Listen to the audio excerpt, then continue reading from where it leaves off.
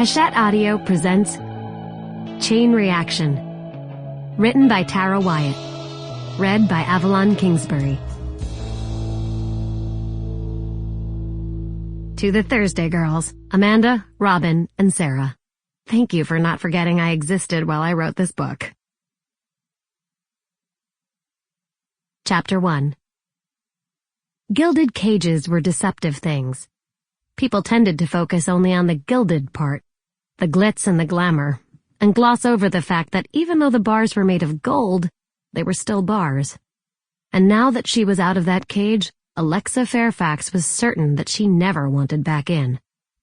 The opulent dining table sparkled in the dim light from the chandelier above, the Carpathian elm gleaming, the edges of the black and gold servingware shining. All around her, conversations buzzed through the air, mingling with the jazz floating from an invisible speaker in the ceiling.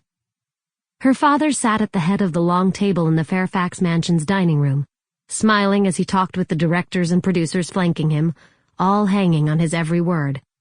And although he was laughing, there was a hardness in his eyes, a sharpness in the set of his jaw that had her on edge.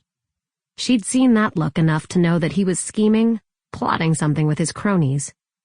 Cronies felt like such an old-fashioned word, but it completely suited the men surrounding her father, with their expensive cigars and hungry grins.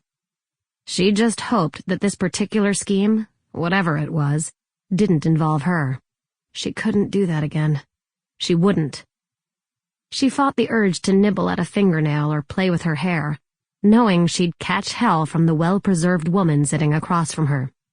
"I'm so glad you were free for dinner, honey," said her mother, leaning forward slightly. "You know how your father likes so much for you to make appearances at these parties." Alexa took a deep breath and smoothed her hands over her black and white strapless silk dress, bracing herself.